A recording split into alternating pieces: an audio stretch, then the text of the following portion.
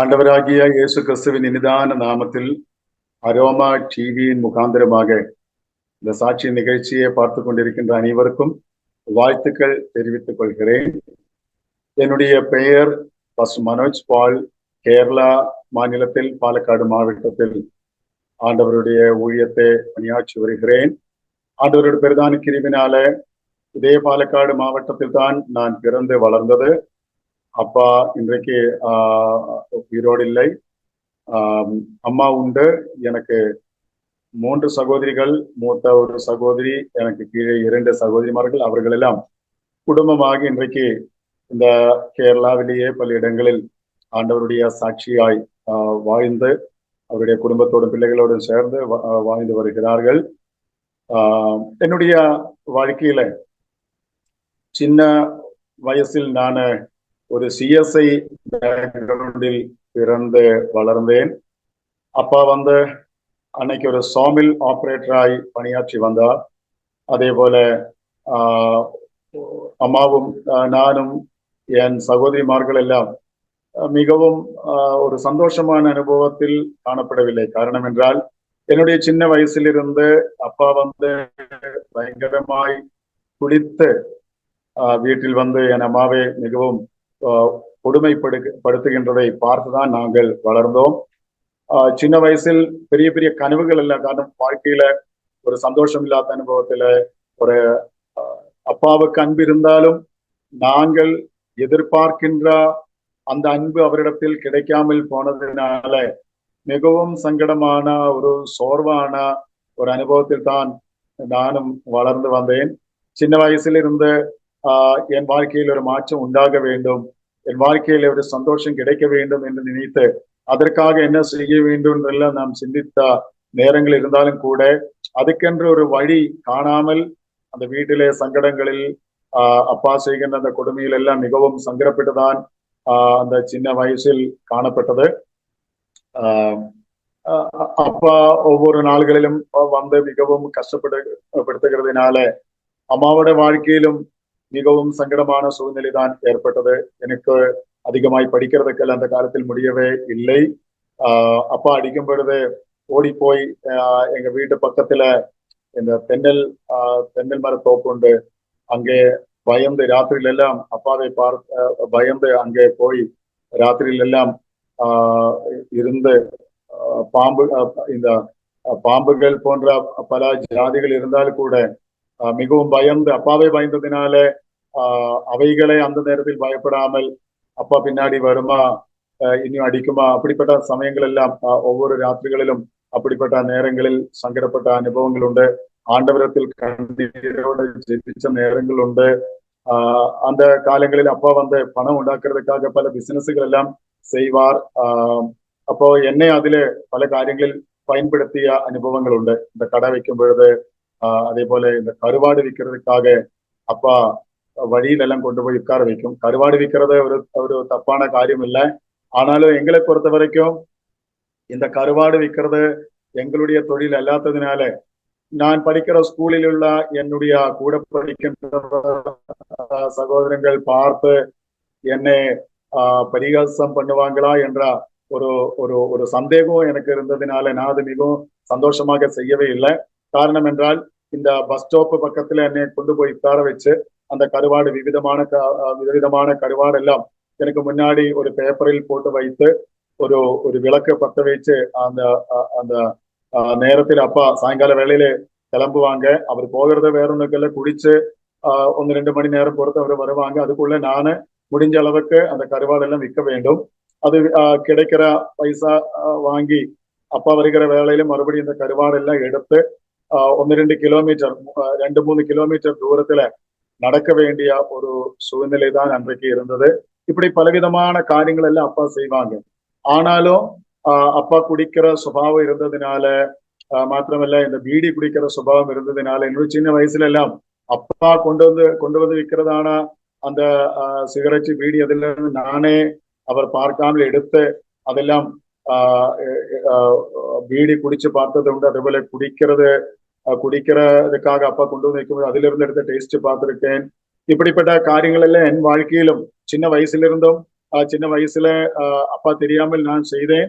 ஆனா என்னுடைய வாழ்க்கையில ஒரு தீர்மானம் இருந்தது, நான் ஒருபோது ஒரு குடிக்காரனாய் மாற மாட்டேன். காரணம் என்றால் தமிழ்ல சொல்றது போல குடியே கெடுக்கும் என்றதுக்கு எங்களுடைய வாழ்க்கையை ஒரு சாட்சியாய் அந்த காலத்தில் காணப்பட்டது. அதனால நானே ஒரு தீர்மானம் எடுத்தேன்.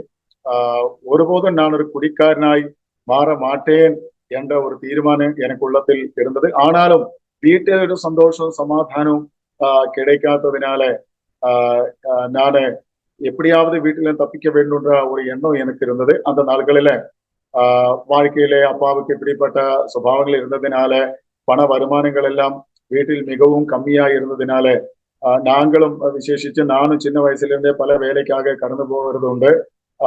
ஒரு வீட்டில் போய் பால் வாங்கி பல வீடுகளில் கொண்டு போய் கொடுக்கணும். ஒரு வீட்டில் அந்த பால் கொண்டு போய் கொடுத்தால் ₹1 அங்கிருந்து கிடைக்கிறது போல பல வீடுகளில் பாட்டில்களில் பால் கொண்டு போய் கொடுத்த பின்பு மல்லிகை கடையில் நான் வேலைக்காய் கடந்து போக வேண்டிய ஒரு சூழ்நிலை வந்தது. அதனால இந்த பால் பல வீடுகளில் கொண்டு போய் கொடுத்த பின்பு மல்லிகை கடையில் வேலைக்கு கடந்து சென்று 7 மணிக்கு அங்க கடந்து செல்ல வேண்டும். 8 மணி ராத்திரியில 8:30 மணிக்கு மேலதான் அங்க வேலை முடிச்சு திருப்பி வர முடியும். அந்த நேரங்களில இந்த ஸ்ட்ரீட் லைட் எல்லாம் கிடையாது. அந்த காலங்களில நானு இந்த பேயோட கதையெல்லாம் படிக்கிற காலம். அப்ப ராத்திரியில வரும்பொழுது இருட்டு பார்க்கும் பொழுது எனக்கு மிகவும் பயமா இருந்தது. அந்த இருட்டில் ஏதாவது பேய் இருக்குமா அப்படி உள்ள ஒரு பயம் எல்லாம் இருந்ததுனால சின்ன வயசுல இருந்தே பல காரணங்களால் ஒரு பயந்தாளியாய் நான் வளர்ந்து வந்தேன். எந்த காரியத்திலும் எனக்கு தைரியம் இல்லை. காரணம் வீட்டில இப்படிப்பட்ட சூழ்நிலைகள் ஆறுதல் இல்லை, ஒரு என்கரேஜ் பண்றதுக்கு ஆள் இல்லை. அப்பா அடிக்கடி சொல்ற ஒரு காரியம் உண்டு, நீ எல்லாம் பிச்சை சட்டி எடுத்து நடக்கிறது எனக்கு பார்க்க வேண்டும்னு அவரு சொன்ன நேரங்கள் உண்டு. நாங்கள் சிஎஸ்ஐ கோவிலுக்கு போனாலும் சர்ச்சில் போயிருந்து தேவனுடைய வார்த்தைகள் கேட்டாலும் அப்பா இப்படிப்பட்ட வார்த்தைகள் அவருடைய வாயிலிருந்து காதில் விழும்பது அந்த நேரங்களில் எல்லாம் அந்த தாங்க முடியாத மனோவேதனை ஏற்பட்ட நேரங்கள் உண்டு. ஆனா நான் ஒரு சில சமயம் சொல்லியது உண்டு, நான் ஒருபோது அப்படி நடக்கவே நடக்காது என்று நானும் சொன்ன நேரங்கள் உண்டு. ஆனாலும் அப்பா இப்படி எல்லாம் பேசுறதுனாலே அவரை நேசிக்கிறதுக்கு என்னாலையும் முடியாமல் போன ஒரு நேரம் இருந்தது. நான் இடைக்கு ஒரு காரியத்தை கூட சொல்கிறேன். நான் தமிழ்ல இந்த சாட்சியத்தை சொல்லும் பொழுது ஏதாவது ஸ்பெல்லிங் மிஸ்டேக் வந்தால் தயவு செய்து தமிழ் மக்கள் மன்னித்துக் கொள்ளுங்கள். எனக்கு என்னுடைய தாய்மொழி மலையாளம் தான். ஆனாலும் எனக்கு அதுக்கப்புறம் மிகவும் எனக்கு இஷ்டமான ஒரு மொழி தமிழ் மொழி தான். அப்புறம் எனக்கு இஷ்டப்பட்ட ஒரு தேசம் தமிழ்நாடு தான். தமிழ் மக்கள் எனக்கு ரொம்ப பிடிக்கும். அதனால நானே இந்த தமிழ்ல எனக்கு ஆண்டவர் ஒரு வாய்ப்பு தந்ததுக்காக சாட்சி சொல்றதுக்கு என் வாழ்க்கையில ஒரு வாய்ப்பு தந்ததற்காக நான் கர்த்தருக்கு நன்றி செலுத்துகிறேன். மாத்திரமல்ல அரோமா டிவி முகாந்திரமாக இப்படிப்பட்ட ஒரு சாட்சியத்தை சொல்லும் பொழுது நானும் இப்படி நினைச்ச ஒரு காரியம் உண்டு. எத்தனையோ பேர்கள் உலகத்தில் அநேகருக்கு மத்தியில் தெரியாமல் போகிறார்கள். பணம் இருந்தால் நல்ல நல்ல டிவி ப்ரோக்ராமில் அவருடைய நிகழ்ச்சியை காட்டி கொடுக்கலாம், பிரசங்கிக்க முடியும், ஆட முடியும், பாட முடியும், எல்லாத்துக்கும் நல்ல வாய்ப்புகள் உண்டு. ஆனால் எத்தனை பேர்களுக்கு அப்படிப்பட்ட வாய்ப்புகள் கிடைக்காமல் போகும்போது அரோமா டிவி முகாந்திரமாக பாஸ்டர் டானியல் ஜோன் ஐயாவுக்கு ஆண்டவர் கொடுத்த அந்த தரிசன பிரகாரம் எத்தனையோ பேர்களுக்கு ஆயிரக்கணக்கிന് ஜனங்களுக்கு உலகமெங்கும் இயேசு கிறிஸ்து ஜீவனுள்ள தேவன் என்பதை காட்டி கொடுக்கிறதுக்காக சொந்த ஜீவிதத்திலே அனுபவங்களை பகிர்ந்து கொடுக்க இப்பிரகாரம் இந்த நிகழ்ச்சி ஆண்டவர் தந்ததில் நான் கர்த்தருக்கு நன்றி சொல்லுக மாத்திரமல்ல, அருமையான பாஸ்டர் ஐயா டானியல் ஜோன் அவர்களுக்கும் இந்நேரத்தில் நான் நன்றி சொல்லுகிறேன். நிச்சயம் ஆண்டவர் இந்த ஊழியத்தை அதிகரிக்கட்டும். அரோமா டிவியின் ஊழியங்கள் அதன் எல்லைகள் பெரிதாகட்டும். இப்படி போன்ற நல்ல நல்ல சாட்சியங்கள் அநேகருக்கு ஒரு ஆறுதலாய் மாற வேண்டும். ஓகே, நான் என்னுடைய சாட்சியத்துக்கு மறுபடியும் திரும்புகிறேன். அப்ப இந்த மல்லிகை கடையில வேலைக்கு போகிற அந்த காலங்களில் ஒரு நாள் அப்பா அம்மாவை பயங்கரமாய் ஒரு ராத்திரியில அடித்தார். அவரை அடித்த பொழுது இனி என் அம்மாவை அடிக்க கூடாதுன்னு சொல்லி நான் அவரிடத்தில் கொஞ்சம் கோபமா சத்தமா பேசிய உடனே அவர் சமையலறைக்கு நேராக கடந்து சென்று ஒரு வெட்டு கத்தி எடுத்து என்னை வெட்டுறதுக்காக அவர் எனக்கு பின்னாடி ஓடி வந்தார். எனக்கு தெரியும் அப்பாவோட கையில் கிடைச்ச அந்நேரத்திலே அந்த கோபத்தினாலே அவர் ஏதாவது பண்ணுவார் என்று எனக்கு நன்றாக தெரியும். அதனால நான் அங்கிருந்து அந்த இடத்திலிருந்து விலகி ஓடி ராத்திரியில நான் ஒரு இடத்துல ரோட் சைட்ல ஒரு வீட்டோரத்திலாய் படுக்கும் பொழுது நடு ராத்திரியில என்னுடைய தூக்கத்தில் ஒரு திடீர்னு மூஞ்சியில என்னமோ டச் பண்ணி மாதிரி இருந்தது. நான் திடீர்னு விழிச்சு பார்த்த பொழுது ஒரு நாய் என் முகத்துக்கு நெருங்கி நிக்கிற ஒரு காட்சியை பார்த்தேன், பயந்தேன். அப்போ உடனே நாயை கொண்டு வந்த ஒரு மனுஷன் இருந்தது. அந்த ஆளு பயப்பட வேண்டாம், நீ என்ன இங்க படுக்க காரணம்னு சொன்ன போது, அப்பா அடிச்சுட்டு நான் இங்க வரல வந்து படுக்கிறேன்னு சொல்லவில்லை. நானு மல்லிகை கடையிலிருந்து வேலை முடிச்சு திருப்பி வீட்டுக்கு வருகிற வேலையில எனக்கு லைட் இல்லாததுனால வீட்டு போறதுக்கு பயமானதுனால இருட்டானதுனால நான் இங்க படுத்தேன் என்று சொன்ன பொழுது, சரி சரி நீ இங்க படுக்க வேண்டாம், என்னுடைய பில்டிங்ல நீ வந்து படுத்துக்கொள்ளுன்னு சொல்லி அவருடைய பில்டிங் ஒரு வெளியில அவர் வீட்டுக்கு முன்னாடி வேறொரு பில்டிங் இருந்தது. இந்த அறுவடையும் காலத்துல இந்த நெல்லெல்லாம் அங்க கொண்டு போய் தான் அவர் ஸ்டார்ட் பண்ணுவாங்க. அங்க அந்த ராத்திரியில நானு அங்க போய் படுத்தேன். ஆனாலும் அங்க இருக்கிற எனக்கு நான் சொன்னல இந்த பேயின் கதைகள் எல்லாம் படிக்கிற காலம் இருந்ததுனால அங்க வந்த சில சப்தங்கள், இந்த ராத்திரி பறக்கிற வவ்வால் என்று மலையாளத்தை சொல்லும் அந்த பட்சியை பார்த்தபோது எனக்கு இந்த டிராகூலாவோட அசிஸ்டன்ட் ஆயிட்ட எப்பவுமே அந்த அந்த ஒரு பட்சி இருக்கும். அதனையெல்லாம் பார்த்தது எனக்கு மிகவும் பயந்து நான் அங்கிருந்து வெளியில வந்து கெயிச்செல்லாம் சாடி வெளியில வந்து ஒரு டீ கடையில் ஒரு ஒரு ஒரு பெஞ்சில் போய் படுத்தேன். காலையில எழும்பி இந்த பால் எல்லாம் வாங்கி பல இடங்களில் கொண்டு போய் கொடுத்து, அன்றைக்கு நான் கடையில போகவில்லை. என்னுடைய பாட்டி என்னுடைய பேரில் ஒரு 500 ரூபாய் கானரா பேங்கில் ஷொர்ணூர் என்ற இடத்துல கானரா பேங்கில் போட்டிருந்தா.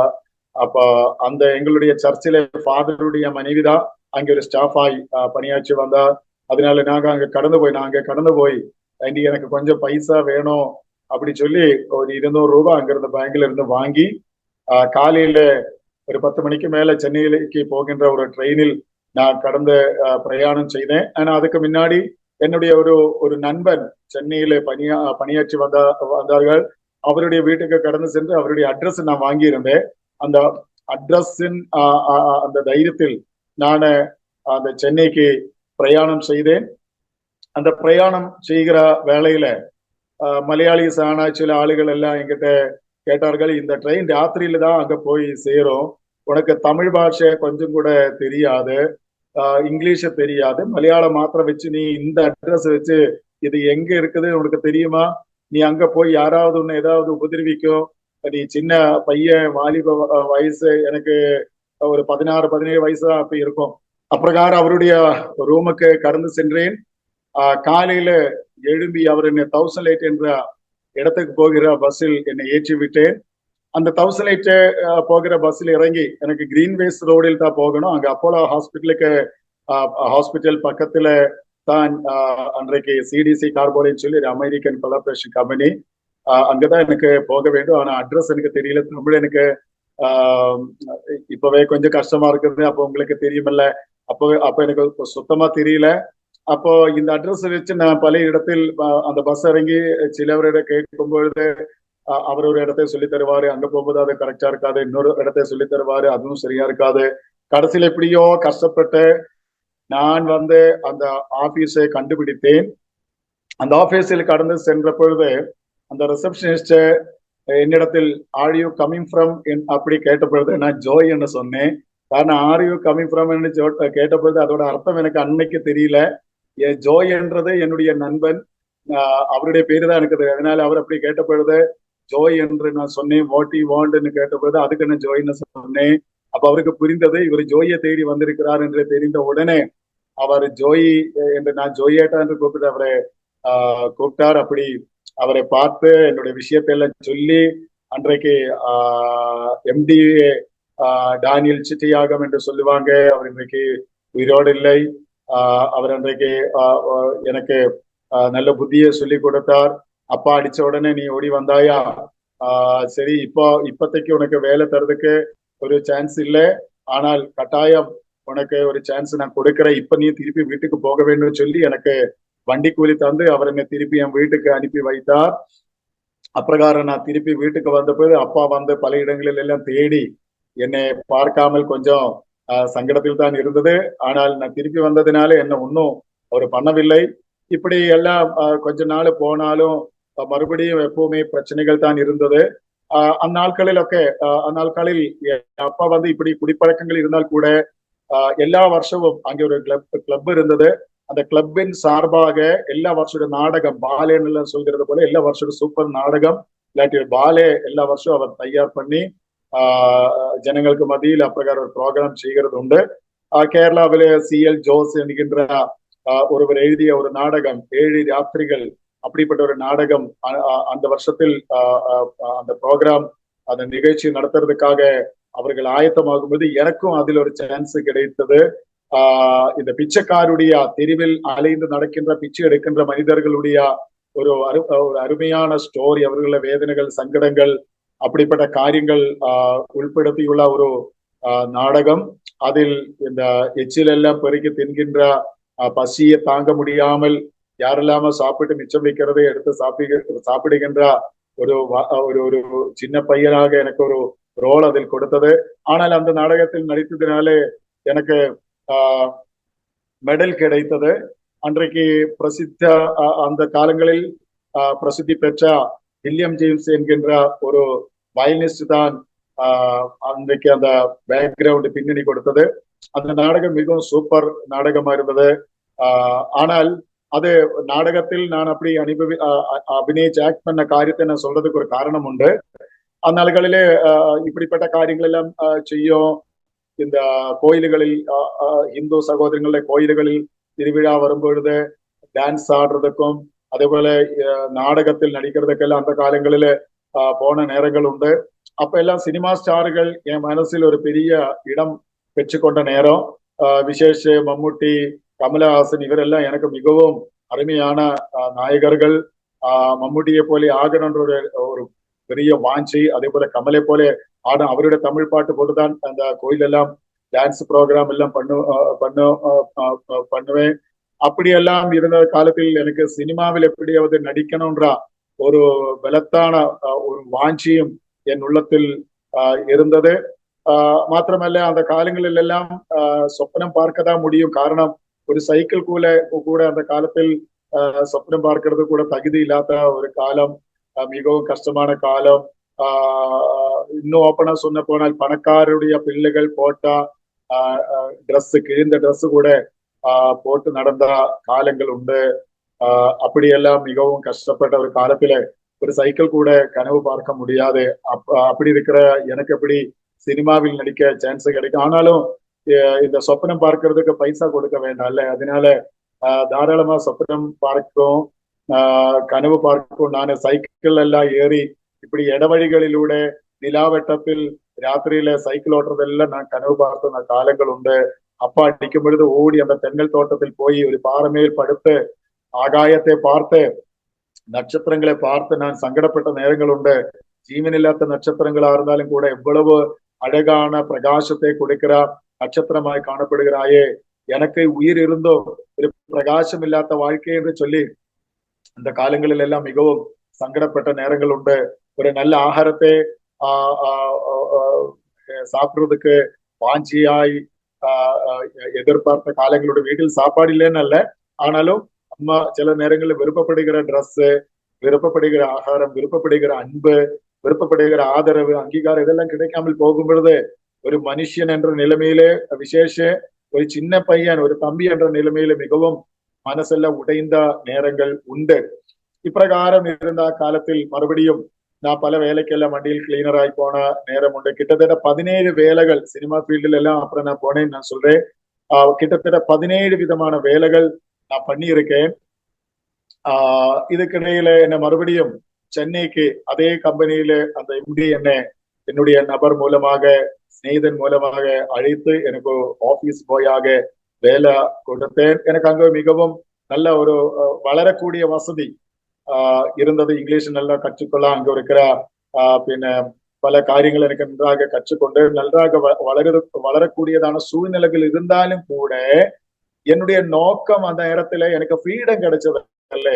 அப்பாவோட குடும்பையில இருந்தும் வீட்டுல அந்த நெருக்கடியில இருந்தும் ஃப்ரீடம் கிடைச்சதுனால கம்ப்யூட்டர் கற்றுக்கொள்றதுக்காக வசதி இருந்தும் நான் அதை கவனிக்கவில்லை. இங்கிலீஷ் நன்றாக கற்றுக்கொள்றதுக்கு வாய்ப்புகள் இருந்தாலோ இல்லாட்டி எனக்கு இருக்கிற அந்த வேலையை இன்னும் நன்றாக படித்து புதிய புதிய இடங்களில் காலணிகளை வைக்கக்கூடிய சூழ்நிலைகள் அந்த ஸ்தாபனத்தில் அவர் எனக்கு கொடுத்தாலும் கூட எனக்கு கிடைச்ச ஃப்ரீடம் நன்றாக பயன்படுத்த வேண்டும் நினைச்சு நான் இதோட அதிகமாக உலக பிரகாரமான சந்தோஷங்களுக்கு முக்கியத்துவத்தை கொடுத்தேன்.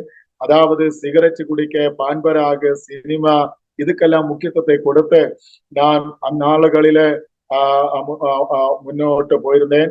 எனக்கு கிடைக்கிற பணத்திலிருந்து பாதி பணம் என் வீட்டுக்கு நான் அனுப்பி வச்சு பாதி பணம் வச்சு என்னுடைய செலவெல்லாம் பார்த்து வந்த நேரத்துக்கு அப்புறமாக கிடைக்கிற பணமே எனக்கு பத்தாமல் போனா ஒரு நேரம் இருந்தது. மலையாளத்தின் ஆரம்ப டிவியில என்னுடைய சாட்சியத்தை சொல்லும் பொழுது ஒரு சில காரியங்கள் நான் சொல்ல விட்டேன். ஆனா இப்போ நான் தமிழ்ல இந்த சாட்சியத்தை சொல்லும் பொழுது அதோட சேர்த்து சொல்றதுக்காக விருப்பப்படுகிறேன். அப்படி நான் எனக்கு கிடைக்கிற பணம் பத்தாமல், காரணம் மலையாள சினிமா சென்னையில வரும்பொழுது சஃபியர் என்ற தியேட்டர்ல மலையாள சினிமா வரும்போது அது போய் பார்க்கணும், சிகரெட் குடிக்கணும், இதுக்குள்ள கஞ்சாவெல்லாம் டேஸ்ட் பார்த்த நேரங்கள் உண்டு. என்னுடைய சிநேகிதர் அது எல்லாம் எனக்கு தரும், அதெல்லாம் நான் பண்ணியது உண்டு. ஆனால் அதுக்கெல்லாம் அடிமை ஆகலை. ஆனா 3 காரியத்துக்கு நான் அடிமைப்பட்டேன். 1 சினிமா, 2 சிகரெட், 3 பான்பராகு. இந்த 3 காரியத்துக்கு நான் அடிமையாய் போன நேரத்தில் எனக்கு பசி இல்லை. இப்படிப்பட்ட ஒரு நேரத்துல எனக்கு ஒரு நாள் என்னுடைய வேலை எனக்கு நஷ்டமாய் விட்டது. அது என்னுடைய பல காரியங்கள் என்னுடைய பிரகாரம் இஷ்டப்பிரகாரம் நான் லைஃப் கட்டி அமைக்கிறதுக்காக என்னுடைய தீர்மான பிரகாரம் நான் செய்ததுனால எனக்கு அந்த வேலையை பிடிக்காமல் நான் வெளியே வந்தேன். அப்புறம் எனக்கு இருந்த என் ஃப்ரெண்ட்ஸ் எல்லாம் என்னை கைவிட்டாங்க. எனக்கு தலை சாய்க்கிறதுக்கு இடம் இல்லை, எனக்கு ரூமில் இடம் இல்லை. கடைசியில எல்லாம் எனக்கு நஷ்டமாய் நான் தெருவில் படுக்க வேண்டிய சூழ்நிலை என் வாழ்க்கையில் ஏற்பட்டது. நான் முதல்ல சொன்னது போல என் அப்பா குடிச்சு வந்து நீ எல்லாம் பிச்சை சட்டி எடுக்கிறது எனக்கு பார்க்கணும், அது பார்த்து நான் சிரிப்பேன், சந்தோஷிப்பேன் என்று வருஷங்களுக்கு முன்னாடி நான் சிறுவனா இருக்கும் பொழுது அப்பா சொன்ன அந்த சாப வார்த்தைகள் இப்ப வாலிப நாள்களில நான் பிச்சை எடுக்கலைனாலும் கூட இந்த நடுத்தெருவில் நான் நிற்க வேண்டிய ஒரு சூழ்நிலை ஏற்பட்டது. எனக்கு போகிறதுக்கு இடம் இல்லை, எனக்கு ஆறுதல் சொல்றதுக்கு யாரும் இல்லை. நீ குடிச்சா, நீ சாப்பிட்டாச்சா, நீ எங்க படுக்க, இப்படி கேட்கறதுக்கு யாருமே இல்லை. என் ஃப்ரெண்ட்ஸு கூட என்ன எதுன்னு கேட்கறதுக்கு எனக்கு இல்லாமல் போன அந்த நேரத்துல பிச்சைக்கார் படிக்கிற இடத்தில் நானும் ராத்திரியில ஒரு ஓரமாக படுத்து தூங்கின அநேக நாள்கள். நானு அந்த அமெரிக்கன் கொலாபரேஷன் கம்பெனியில பணியாற்றி வந்த நேரத்துல பக்கத்துல ஒரு கேண்டீன் இருந்தது. அங்கிருந்து தான் டிஃபன் எல்லாம் சாப்பிடும். ஆனா இப்ப எனக்கு அப்பா சேலரி கிடைக்கும் பொழுது அதெல்லாம் கொடுத்து கிளியர் பண்ணும். இப்ப எனக்கு ஒரு பைசா கூட கையில் இல்லாததுனால பசி ஒரு பக்கம் தாங்க முடியல.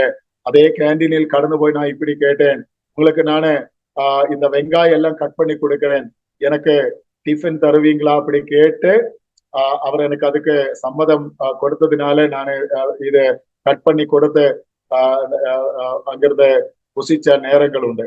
அப்புறம் ரொம்ப பசி தாங்க முடியாத நேரத்துல கல்யாணங்கள் நடக்கும் பொழுது ஆளுகளுக்கு தெரியாமல் கடந்து போய் சாப்பிடுவேன். என்னுடைய மனசுல என்னன்னா அந்த பொண்ணோட வீட்டில் உள்ள ஆளுகள் நினைப்பாங்க பையன் வீட்டில இருந்து வந்த ஆளுகளோடு கூட உள்ளவன், இல்லாட்டி பையனுடைய வீட்டுக்காரர் என்ன நினைப்பாங்க பொண்ணோட வீட்டில இருந்து வந்தவங்க கூட்டத்தில் உள்ளவன் அப்படி நினைப்பாங்க நினைச்சு நானு அப்படி எல்லாம் போய் சாப்பிட்ட நேரங்கள் உண்டு. மாத்திரமல்ல சிகரெட் கடையில் எனக்கு பணம் கொடுக்க முடியாததுனால என் பிளட் வித்து நான் சிகரெட் கடையில் பணம் கொடுத்தேன். அப்படி இருக்கிற வேளையில ஒரு நாளில் ஒரு சிலர்கள் என்கிட்ட இப்படிகாரம் சொன்னார்கள், ரஜினிகாந்த் ஐயாவோட வீட்டில் என்னுடைய ஞாபகம் சரியானால் புதன்கிழமை நினைக்கிறேன், எல்லா புதன்கிழமையும் அவர் மாடியில், அவர் வீட்டு மாடியில பால்கனியில நிற்பார்.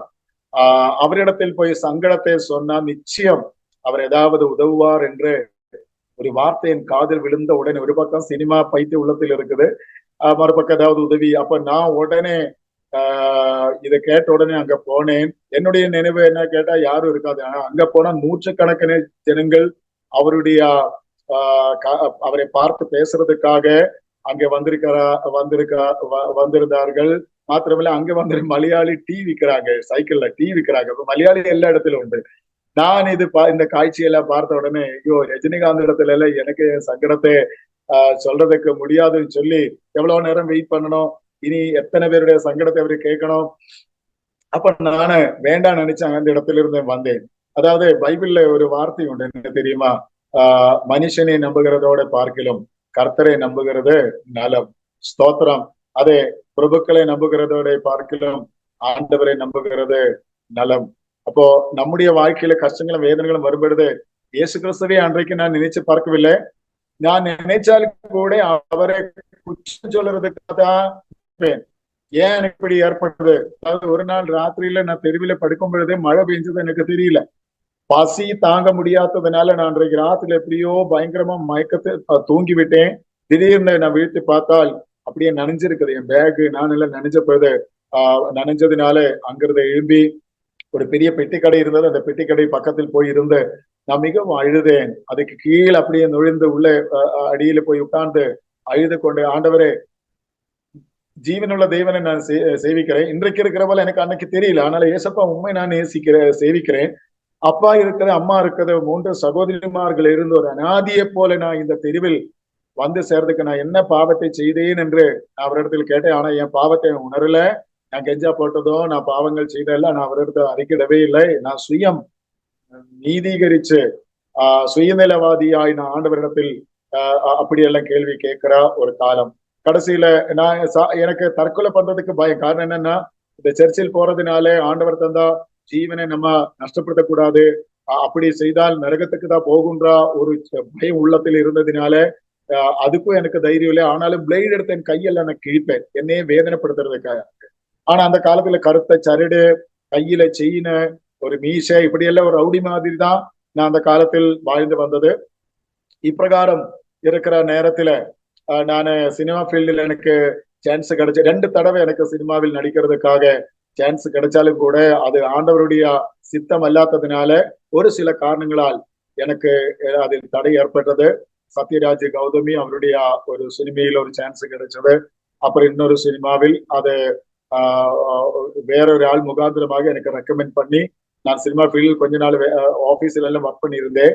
எனக்கு அந்த சான்ஸ் கிடைச்சாலும் கூட அதை நடிக்கிறதுக்கு ஆண்டவர் அனுமதிக்கவில்லை. வேற சில காரணங்களால் எனக்கு அதில் போக முடியவில்லை. 2 தடவை சான்ஸ் கிடைச்சும் போக முடியாதுன்னு மிகவும் நான் வருத்தப்பட்ட, என்னோட சொப்பனங்கள் எல்லாம் உடைஞ்சு விட்டதே என்று நினைத்தேன். அந்த காலங்களில் பலவிதமான பலவீனங்கள் எல்லாம், அதாவது சரியாக சாப்பிடாததுனால உடம்பு சம்பந்தமாக பிரச்சனைகள் வரும். இந்த சமைக்கிறதுக்கு அரிசி ஒரு வேலை இருந்தாலும் கூட கறி வைக்கிறதுக்கு, குழம்பு வைக்கிறதுக்கு எல்லாம் ஒன்றும் இல்லாத காலங்களில இந்த வெளிச்சண்டா கொஞ்சம் சாப்பாடுல ஊத்தி, அப்புறம் மிளகாத்தூள் அதுல போட்டு அது மிக்ஸ் பண்ணி அதுதான் சாப்பிடும். இல்லைன்னா இந்த தர்பூஸ் இல்ல, இந்த வாட்டர்மெலன், தமிழ்ல அந்த பேர் மறந்து, வாட்டர்மெலன் 2 ரூபாய்க்கு அன்னைக்கு ஒரு பீஸ் கிடைக்கும். அந்த 2 ரூபாய்க்கு அது ஒரு பீஸை வாங்கி சாப்பிட்டு அட்ஜஸ்ட் பண்ணி போகிற காலம். இல்லாட்டி பைசா இருந்து ஒரு வடை வாங்கும். இப்படி எல்லாம் இருக்கிற நேரத்துல நான் சொன்னல பல வேலைகள் நான் பண்ணியிருக்கேன்னு. கம்பெனியில வாட்ச்மேனா நான் வேலை பண்ணியிருக்கேன். அது மாத்திரமல்ல, இந்த ராகி மால்ட் போன்றதான சில வகைகள் எல்லாம் தோளில் சஞ்சி மாட்டி நான் பல வீடு வீடாந்திரம் கொண்டு போய் விற்கிற ஒரு நேரம் இருந்தது. ஒரு நாள் நான் மிகவும் தாகம் அடைந்து ஒரு வீட்டில் ஒரு அக்காவிடத்தில் போய் இந்த வீடு வாசலு தட்டி அவர் திறந்தபோது, அக்கா எனக்கு கொஞ்சம் தண்ணி தருவீங்களா கேட்டபொழுது அவர் என்னுடைய மூஞ்சியில் அடிக்கிறது போல அந்த எனக்கு தண்ணி தராமல் அந்த வாதில அடைச்சு அவரு உள்ளே போய்விட்டால் எனக்கு மிகவும் அபமானமும் சங்கடமும் வேதனை எல்லாம் ஏற்பட்டது. நானு என்னையே வெறுத்த ஒரு காலம். எல்லாரும் இருந்தோ யாருக்கும் வேண்டாதவனாய், புறக்கணிக்கப்பட்டவனாக, ஒரு சாபம் பிடிச்சவனாக, யாருக்கும் நேசிக்க முடியாத ஒரு மனுஷனாக நான் இப்படி வாழ்கிறதுல என்ன பிரயோஜனம் நினைத்தேன். யாருக்கும் நான் குடும்பத்தில அந்த நேரத்தில் என் முகாந்திரம் பிரயோஜனம் இல்லை. அப்புறம் நான் ஒரு ஆபீஸில் ஸ்டாக் பாயாய் வேறொரு இடத்துல நான் ஸ்டாக் எல்லாம் பல இடத்துல கொண்டு போய் கொடுக்கிற ஒரு வேலைக்கு நான் பணியாற்றி வந்தேன். ஒரு வேலையை நான் செய்து வந்தேன். அப்புறம் அதே கம்பெனி சூப்பர்வைசராய் நான் வேலை செய்தேன். இப்படி பலவிதமான வேலைகள் எல்லாம் செய்தாலும் எனக்கு எந்த இடத்திலும் ஒரு சரியான நிலைமையில் ஒரு வாழ்க்கையை கட்டி அமைக்க முடியவில்லை. அப்ப நான் சர்ச்சுக்கு போகும், இந்து கோயிலுக்கு போகும், முஸ்லிம்ஸோட ஏதாவது இடங்கள் இருந்து அங்க போகும், எல்லாரையும் நான் மதிப்பாங்க. ஆனா என்னுடைய வாழ்க்கையில் எந்த இடத்துல எனக்கு ஒரு விடுதலை கிடைக்காமல் நான் என்னையே வெறுத்து விட்டு போகிற ஒரு நாளில என் சகோதரி நான் என் ஊருக்கு நான் திரும்பி வந்தேன். என்னுடைய ஒரு சகோதரன் சஞ்சீவன் என்று சொல்லி என் கூட படிச்ச சகோதரன் அன்னைக்கு சென்னையில் இருந்தார்கள். அவரிடத்திலிருந்து நான் வண்டி கூலி வாங்கி என் ஊருக்கு இங்க பாலக்காடு, கேரளாவில பாலக்காட்டுக்கு நான் திரும்பி வந்த நேரத்துல என்னுடைய 3 சகோதரிமார்களில் 2வது சகோதரி அன்றைக்கு ஒரு ஸ்கூலில் இங்கிலீஷ் டீச்சராய் பணியாற்றி வந்தால். அவளிடத்தில் நான் ஒரு விதத்தை எல்லா காரியங்களும் சொல்லவில்லை. என்னுடைய வாழ்க்கையில சில சங்கடங்கள் எல்லாம் நான் சொன்னபோது, அண்ணா சங்கடப்பட வேண்டாம், என்னுடைய பிரின்சிபலை பார்த்து பேசுங்க, கொஞ்சம் உங்களுக்கு ஆறுதல் கிடைக்கும் அப்படி சொன்னதுனால இந்த பிரின்சிபலை பார்க்கறதுக்காக நான் போனேன். ஆனா அந்த பிரின்சிபல் ஒரு லேடி, அவர் ஆன்டி. அவரை பார்த்த உடனே எனக்கு கொஞ்சம் கூட பிடிக்கவே இல்லை. காரணம், நகையெல்லாம் போடாமல் அந்த ஆன்டியை கண்டதுனால எனக்கு உடனே தெரிய வந்தது, இவர் பெந்தெக்கோஸ்து விசுவாசி. நான் வந்து ஒரு சிஎஸ்ஐ. உடனே நான் ஜெபித்தே, ஆண்டவரே இவருடைய கையில், இந்த பெந்தெக்கோஸ்து சகோதரியுடைய கையில் அவருடைய உபதேசத்தில் பட்டு போகாமல் என்னை காப்பாற்று என்று சொல்லி நான் ஜெபித்தேன். ஆனால் அந்த ஆண்டி வந்து, மகனே நீ எதுக்கு வருத்தப்படுகிறாய்? இயேசு வந்து உனக்காக ஜீவனை கொடுத்திருக்கிறாயே, நீ வந்து உன்னுடைய வாழ்க்கை அவருக்காக ஒப்பு கொடுக்கும் என்றால் உன் வாழ்க்கையில் இதுவரைக்கும் கிடைக்காத சந்தோஷம் இயேசு கிறிஸ்து மூலமாக கிடைக்கும் என்றல்ல. அவரை மிகவும் என்னை இயேசு கிறிஸ்துவின் அன்பினாலே என்னை நேசித்த அவர் பல காரியங்கள் எனக்கு சொல்லி கொடுத்தாலும் கூட அதெல்லாம் உள்கொள்றதுக்கோ அங்கீகரித்துக்கு இருக்கிறதுக்கோ என்னால முடியாததுனால நான் எப்படியோ அதெல்லாம் ஒரு காதில் வாங்கி மறு காது வழியாக விட்டு நான் ஓரளவுக்கு அவருக்கு முன்னாடி கொஞ்ச நேரம் உட்கார்ந்து கொடுத்து நான் வெளியில் வந்தேன்.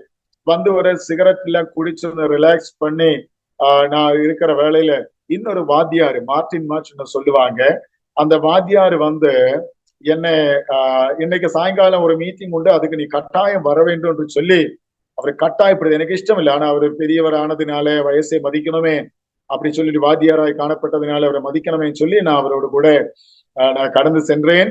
அது ஒரு பெந்தெக்கோஸ்து மீட்டிங்காய் காணப்பட்டது. அந்த மீட்டிங்கில் நான் கலந்து கொண்ட பொழுது அங்கே வர்கீஸ் பேபி காயங்குளம் சொல்லி ஒரு தீர்க்கதரிசியான ஒரு மனுஷன், தெய்வ மனுஷன் அன்றைக்கு அங்கே மெசேஜ் கொடுக்கறதுக்காக வந்திருந்தார். அவர் திடீர்னு என்னை பார்த்து என் தலையில் கை வைத்து என் வாழ்க்கையில நடந்த சம்பவங்கள் பரிசுத்த ஆவியில் நிரம்பி ஆண்டவரை வெளிப்படுத்தி கொடுத்ததுனால, நான் சென்னையில தெருவில் படுத்த காரியங்கள் எல்லாம் நான் யாரிடத்திலும் சொல்லவே இல்லை. ஆனால் ஏற்று சென்ற காரியங்கள் அவர் ஆவியில் நிரம்பி ஆண்டவர் வெளிப்படுத்தியதுனால எல்லாமே என்னிடத்தில் சொன்னப்படுது. எனக்கு நம்பவே முடியல, இப்படி ஒரு தெய்வம் உண்டா, இப்பிரகாரம் ஒரு சம்பவம் உண்டா, பரிசுத்த ஆவியானவர் இப்படி எல்லாம் வெளிப்படுத்துவாரா? நான் நினைத்தது என்னை அறிய யாரும் இல்லை. என்ன அந்த தெருவில் நான் படுத்த பொழுது நான் பலவிதமான நிந்தகள் அபமானங்கள் அனுபவிச்ச பொழுது என்ன பார்த்தவர்கள் யாருமே இல்லை. அந்த நிந்தி அபமானமும் எல்லாம் என்னோடு கூட தான் இருக்குது. அதை பார்த்தவர் யாருமே இல்லை. அவர் யாராவது பார்த்திருந்தார், ஒரு வேளை எனக்கு ஒரு ஆறுதலை சொல்லியிருப்பாரே என்றெல்லாம் நான் நினைத்த இடத்துல, யாரும் இல்லாத இடத்தில் இதோ ஆண்டவரே ஏசப்பாவே அதெல்லாம் பார்த்திருக்கிறார். அதனாலதானே ஆவியானவர் நான் கடந்து போன அனுபவங்களை குறிச்செல்லாம் இவ்வளவா தெளிவாக பேச காரணம். மாத்திரமில்லை, அன்றைக்கு அந்த போதகர்கள் பல பாஸ்டர்ஸ் அங்க இருந்தார்கள். அவர்கள் எல்லாம் சேர்ந்து எனக்கு இயேசு கிறிஸ்துவோட அந்த அன்பை குறித்து தெய்வ வசனத்தில் இருந்தும் எடுத்து காட்டி எனக்கு பல காரியங்கள் போதனை செய்தார்கள். அப்பிரகாரம் ஜெயபிரகாஷ், பாஸ்டர் ஜெயபிரகாஷ் அவர்கள் என்ற அவருடைய வீட்டில் வச்சு நடந்த அந்த கூட்டத்தில் வைத்து 1993 அக்டோபர் மாசம் 23ஆம் தேதி சாயங்காலம் 6 மணிக்கு இயேசு கிறிஸ்துவை என்னுடைய இரட்சகர் மீட்பருமாய் நான் ஏற்றுக்கொண்டேன். என் மனசுல இருந்த ஒரு பெரிய கல்லு யாரோ தூக்கி வெளியில் போட்டது போல வெயிட்லெஸ் ஆன மாதிரி.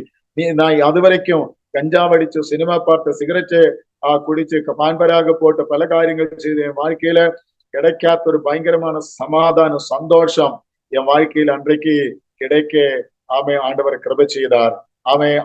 அன்றைக்கு நான் இயேசு கிறிஸ்துவே என்னுடைய இரட்சகரை மீட்பருமாய் ஏற்றுக்கொண்டு என் வாழ்க்கையில ஒரு பெரிய சந்தோஷம் அனுபவிக்கிற வேளையில் அதே நேரத்துல என் அப்பாவும் எனக்கு பின்னாடி உட்கார்ந்து கொண்டு கண்ணீரோட தேவ சமத்தில் இருந்தார்கள். காரணம், அவரை குடிச்சு அதுக்கு இடையில அவருக்கு பக்கவாதம் வந்து அவரு அரசியல்ல ஒரு அந்த இடத்துல ஒரு லீடராக இருந்தவர். மாத்திரமல்ல, இந்த ஆயுதங்கள் எல்லாம் அவரு பயன்படுத்தி அதெல்லாம் கற்றுக் கொடுக்கும். அந்த நாள்களில அதெல்லாம் கற்றுக் கொடுக்கிற ஒரு பழக்கம் அவருக்கு இருந்தது.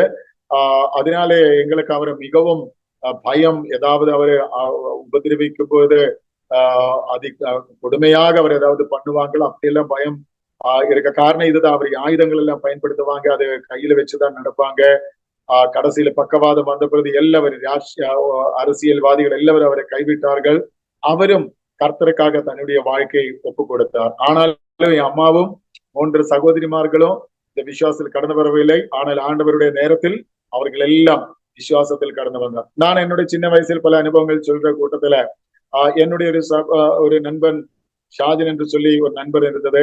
நாங்க இருக்கிற இடத்துல பாசில் மிஷன்காரு இந்த வெளிநாட்டுல சாய்பனல்ல சொல்லுமல்ல, அவங்க வந்து அங்க கட்டிய ஒரு பங்களா உண்டு. அங்கே ஒரு பெந்தகோஸ் அனுபவம் உள்ள ஒரு குடும்பம் காணப்பட்டது. அந்த குடும்பத்துல ஆண்டி தான் முதல்ல கொஞ்சம் முன்னாடி நான் சொன்ன அந்த ஸ்கூல்ல பிரின்சிபல். அந்த ஆண்டியோட அம்மா எல்லாரும் மம்மி மம்மின்னு கூப்பிடுவாங்க, நாங்களும் கூப்பிடுவாங்க. ஆனா எல்லாரும் வந்து அந்த இடத்துல எல்லாம் போய் இந்த பிலாப்பழம் அது இதெல்லாம் எடுத்து வருகிறதுனால அவரு இந்த தொல்லை தாங்க முடியாமல் வரும்போது நாய் எல்லாம் அவுத்து விடுவாங்க. அப்ப நானும் என்னுடைய ஃப்ரெண்டும் சேர்ந்து ஒரு நாளைக்கு இந்த பலாப்பழம் சாப்பிட வேண்டும், அதை ரொம்ப ஒரு வாஞ்சி உள்ளத்தில் வந்ததுனால மம்மி பார்க்காமல் அங்க போய் அந்த பலாப்பழம் போட்டு சாப்பிடலாம்னு நினைச்சு போனேன். மம்மி பார்க்கவில்லை. அவர் பார்த்தால் நாயை அவுத்து விடுவாங்க, என்ன தொல்லை தாங்க முடியாதுல்ல. ஆனால் நான் மறந்து போகாம இருக்கிறதுக்காக சொல்றேன், காலத்துக்கு பின்பதாக நான் விசுவாசத்தில் வந்த பொழுது அந்த மம்மிக்கு நான் மிகவும் பிரியப்பட்டவனாய் மாறிவிட்டேன். இன்றைக்கு அவரு உலகத்தில் இல்லை, அவர் நித்திய ஜீவனுக்குள்ள பிரவேசித்தார். எல்லோருக்கும் அருமையான மம்மி எங்களுக்கும் அருமையா இருந்தது. ஸ்தோத்திரம். ஆனால் அந்த நாட்களில் அறியாமல் தெரியாமல் எப்படி எல்லாம் செய்த ஒரு நேரங்கள் உண்டு. அப்பிரகாரம் நான் சகோதரன் செய்து ஒரு இடத்துல கொஞ்சம் ஓய்வு எடுக்கிறதுக்காக உட்கார்றதுக்காக முயற்சி பண்ணும் பொழுது என் 2 கால்களுக்கு இடையில ஒரு பெரிய பாம்பு, நாங்க உட்கார்றதுக்கு அப்படியே கீழே உட்கார்றதுக்கு முயற்சி எடுக்கும் பொழுது என் காலுக்கு நடுவில் ஒரு பெரிய பாம்பு.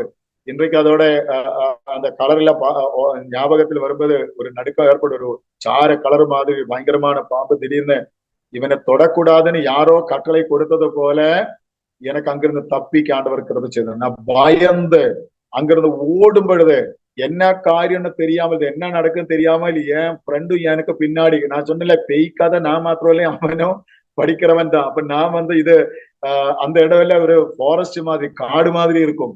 இப்ப நான் வந்து ஐயோன்னு சொல்லிட்டு நான் ஓடும் பொழுது ஏதோ பேய பார்த்து இவன் ஓடுகிறாயான்னு சொல்லிக்கிட்டு அவனும் எனக்கு பின்னாடி கடைசியில மூச்சு எடுத்து ஓடி ஒரு இடத்துல போய் உட்கார்ந்து பெருமூச்செல்லாம் விட்டு என்னடா என்னாச்சுன்னு கேட்டபோது நான் இந்த சம்பவத்தை சொல்லும் பொழுது அவரும் பயப்பட்டார். இப்படிப்பட்ட அனுபவங்களில் எல்லாம் ஆண்டவர் அற்புதமாய் விடுவிச்சது உண்டு. சென்னையில நான் இருக்கிற வேலையில தமிழ்நாட்டுல எல்லாருக்கும் தெரியும், பஸ்ஸுக்குள்ள வாலிபர்கள் பஸ்ஸுக்குள்ள ஏறாமல் வெளியிலே அந்த டோரில கை வச்சு அப்படியே தொங்கி நிக்கிற காட்சி நிறைய இடத்துல இப்ப எல்லாம் மாறி இருக்குன்னு நினைக்கிறேன். அந்நாட்களில் அப்படி நல்ல நிறைய இடத்துல அப்படிதான். அப்ப நானும் வாலிபன் தானே, எதுக்குள்ள கஷ்டப்பட்டு அந்த ஜனங்கள் நெருங்கி நிக்கிற இடத்துல நானும் போய் நிக்கணும், வெளியே நல்லா சூப்பரா நிக்கலாம்னு நினைச்சு நானும் அப்படிதான் பிரயாணம் பண்ணோம். ஆனா ஒரு நாளைக்கு ஒரு பஸ் ஒரு டிரைவர் ட்ரைனிங் எடுக்கும் பொழுது அப்படியே வீசி எடுக்கும் பொழுது அந்த பஸ் அப்படியே கொஞ்சம் சாய்ந்த இடத்துல எனக்கு ஒரு பக்கமாக அந்த வெயிட் வரும்பொழுது பஸ் சாய்ஞ்ச உடனே எனக்கு என் கை அப்படியே பிடிக்க முடியாமல் நான் வெளியே அப்படி விழ போகிற ஒரு நேரம் ஏற்பட்டது. அந்நேரத்துல எனக்கு தெரியாமல் ஒரு கை என்னை அப்படியே தாங்கி, நானே பல ஆளுகள் தொங்கி நிற்கும் பொழுது அவருடைய இடையில இருந்தும் நான் அப்படியே வெளியில பிடிவிட்டு நான் கீழே விழுக வேண்டிய ஒரு சூழ்நிலை ஏற்பட்டது. ஆனா நான் தெரியாமல் ஜீசஸ்ன்னு நான் தெரியாமல் கூப்பிட்டேன். அது எனக்கு ஞாபகம் உண்டு. அந்த நேரத்தில் ஒரு கை அப்படியே என்ன சேர்த்து பிடிச்சு உள்ளே அப்படியே கொண்டு போய் நிறுத்தினேன். எனக்கு ஆச்சரியமா இருந்தது. அந்த நேரத்தில் நான் கீழே விழுந்திருந்தால் உயிரோடு இருக்குமான்னு சொல்ல தெரியாது. அப்பிரகாரம் எல்லாம் பல அனுபவங்கள் வாழ்க்கையில் இருந்தது. ஸ்தோத்திரம். இப்பிரகாரம் நான் அந்த கூட்டத்தில் வச்சு ரட்சிக்கப்பட்டு எனக்கு அங்கிருந்த போதகர்கள் சென்னையில ஒரு சர்ச்சோட அட்ரஸ் கொடுத்தார்கள். கோடம்பக்கம் ஐபிசி சபையில் இன்றைக்கு நித்தியதையில் இருக்கின்றதான பாஸ்டர் சஜி பாப்பச்சன் என்ற எனக்கு மிகவும் நான் கனப்படுத்துகிற, நான் இன்றைக்கு என் மனசில் ஒரு பெரிய தேவ மனுஷனாய் பார்த்து கொண்டு நினைவு கூறுகிற அவர்தான் அன்றைக்கு கோடம்பக்கம் ஐபிசி சபையில் போதகராய் இருந்தது. அப்ப இந்த அட்ரஸ் எனக்கு அந்த இடத்துல இருந்து கொடுத்த உடனே நான் மறுபடியும் சென்னைக்கு போனேன். அங்க போய் அப்ப நான் வேலை செய்து வந்திருந்த இடத்துல ரூம்ல நான் போய் ரட்சிக்கப்பட்டதுனால எனக்கு பயங்கர சந்தோஷம். அப்ப எப்பவுமே எனக்கு ஒரு 5 நிமிஷம் கிடைச்சாலும் ஜெபம் தான், எப்ப பார்த்தாலும் ஜெபம் தான். அப்பனா இந்த அட்ரஸ் வச்சு நான் ஜெபிச்சேன், ஆண்டவரே இந்த அட்ரஸ் கண்டுபிடிக்கிறதுக்கு எனக்கு உதவும்னு சொல்லி நான் ஜெபிச்சு கொண்டிருக்கிற வேளையில இந்த ஃபுல் கை வெள்ளை ட்ரெஸ் போட்ட ஃபுல் கை வெள்ளை ட்ரெஸ் போட்ட 2 சகோதரிமார்கள் கடந்து போகிறது பார்த்தேன். உடனே நான் அவரிடத்தில் கடந்து சென்று இந்த அட்ரஸ் தெரியுமான்னு கேட்டேன். உடனே டிபிஎம் சர்ச்சில் போகிற அந்த சகோதரிமார்கள், ஆமா எங்களுக்கு தெரியும், இந்த இடத்துக்கு போங்க, அங்க ஒரு கடை இருக்குது, அங்க போய் இந்த அட்ரஸ் கேட்டு அவர் சொல்லி கொடுப்பாங்கன்னு சொல்லி நான் அங்க போனேன். அதுக்கப்புறம் அப்ப பாஸ்டர்ல அந்த கடையில ஐயா வந்து பாஸ்டர் இடத்தில் என்னை குறிச்சு என்னுடைய அட்ரஸ் எல்லாம் நான் கொடுத்து வந்தேன். பாஸ்டர் ஐயாவும் இன்றைக்கு நார்த் இந்தியாவில் கர்த்தருக்காக நன்றாக பணியாற்றி வருகின்ற போதகர் பேபி போல் அவர்கள். அன்றைக்கு நானும் அவர் ஒரு விசுவாசி, அவர் 2 பேரும் என்னை பார்க்க வந்ததுக்கு பின்பதாக நான் கோடம்பாக் ஐபிசி சபையில எனக்கு தாய் சபையாக நான் ஏற்றுக்கொண்டு அங்கே ஆராதனைக்கு கடந்து சென்றேன். அப்பிரகாரம் கொஞ்ச நாளுக்கு பின்பதாக ஞானஸ்நானம் எடுக்க வேண்டும் என்றதை குறித்து உணர்ந்தேன். வசனத்தை நான் புரிந்து கொண்டேன். நான் ஞானஸ்நானம் எடுக்கிறதுக்காக ஆயத்தமாயிருக்கிறேன். ஒரு உபவாசம் 21 நாள் உபவாசத்துக்கு பின்பதாக அந்த சபையில ஞானஸ்நானம் நடத்துவதற்கு வசதி இல்லாததுனால வேறொரு சபையில் ஐபிசி வேறொரு சபையில ஞானஸ்நானம் பண்றதுக்குள்ள ஏற்பாடுகள் பண்ணி நானும் இன்னொரு சகோதரனும் ஞானஸ்நானத்துக்காக ஆயத்தமானேன். அப்பிரகாரம் சஜி பாபச்சன் பாஸ்டர் எங்களை ஸ்நானப்படுத்துறதுக்காக ஞாயிற்றுக்கிழமை எல்லாமே ரெடி ஆச்சு. நானும் இன்னொரு சகோதரனும் சேர்ந்து அந்த இடத்துக்கு கடந்து போனேன். தெய்வ கிருபையால் ஞானஸ்நானம் மிகவும் ஆசீர்வாதமாய் நடந்தது. ஆனால் அதுக்கு பின்பதாக ஒரு சம்பவம் நடந்தது. நானும் அதே சகோதரனும் சைக்கிள்ல திருப்பி ஞானஸ்நானம் முடிச்சு வரும்பொழுது எதிரே ஒரு பைக்கில் வந்த ஒரு வாலிபன் என் சைக்கிள் வந்து அப்படியே மோதி பிரேக் போட்டு நிக்கிறது மாத்திரம் இல்ல, திடீர்னு என் கன்னத்துல அடித்தான். அடி கிடைச்ச உடனே ஞானஸ்நானம் எடுத்த விஷயம் நான் மறந்தேன். நானும் திருப்பி அவனை அடித்தேன். பயங்கரமான ஒரு பிரச்சனை அங்க நடந்த. ஆளுகள் எல்லாம் நிறைய பேர் வந்தாங்க. அவன் வந்து ஷூ எல்லாம் ஊறி அதுக்கு குதிரை லாடன்னு சொல்லும், அதுக்கு கீழே அடிச்சது. அவன் அது வச்சு என்ன அடிக்கிறதுக்கெல்லாம் வந்தாலும் கூட ஜனங்கள் இல்ல உன் மேலதான் தப்பு, நீ ராங் சைட வந்து அவன் வண்டியில தான் மோதி இருக்க, அப்புறம் நீ அவன் அடிச்சிருக்க, உன் பக்கத்து தான் தவறுன்னு சொல்லி இப்படியே வாக்குவாதங்கள். நானும் சரி, அவன் அடிச்ச திருப்பி அடிக்கணும்னு நினைச்சேன். நானும் நிக்கிறேன். இதெல்லாம் பார்த்து பாஸ்டர் வருகிறார், விசுவாசிகள் மூப்பர்கள் வருகிறார். எனக்கு பின்னாடி என்னோட கூட ஞானஸ்நானம் எடுத்த சகோதரனும் வேணம் இருந்தால் அவனை அடிக்கணும்னு நினைச்சு அவரும் என் கூட இருக்கிறது. எல்லாமே மொத்தமா பாருங்க, ஆண்டவருடைய சமூகத்தை நம்ம வரும்பொழுது பிசாசு எப்படி எல்லாம், காரணம் அது வரைக்கும் அவனுடைய கஸ்டடியில் இருந்து அவனுடைய இஷ்டப்பிரகாரம் செய்கிற ஒரு மனுஷன் ஜீவனுள்ள தேவனுடைய சமூகத்தில் வரும்பொழுது அவன் சும்மா இருக்க மாட்டாதுன்றதுக்கு ஒரு ஆதாரம். என்ன பயங்கரமா அந்த அடியில நான் எல்லாம் மறந்துட்டேன். அன்னைக்கு எனக்கு திருவிருந்து கிடைக்கவே இல்லை, தரக்கூடாதல்ல. அந்த விஷயத்தில் கோடம்பாக்கம் ஐபிசி சபா ஒரு முன்மாதிரியாய் இருந்தது. ஓகே, ஆமே. எனக்கு அன்னைக்கு திருவிருந்த தரவே இல்லை. எல்லாருக்கும் முன்னாடி நான் தலை குனித்து நின்றேன். பல நாளுகள் பல வாரங்கள் என்னை கண்காணித்து வந்தது.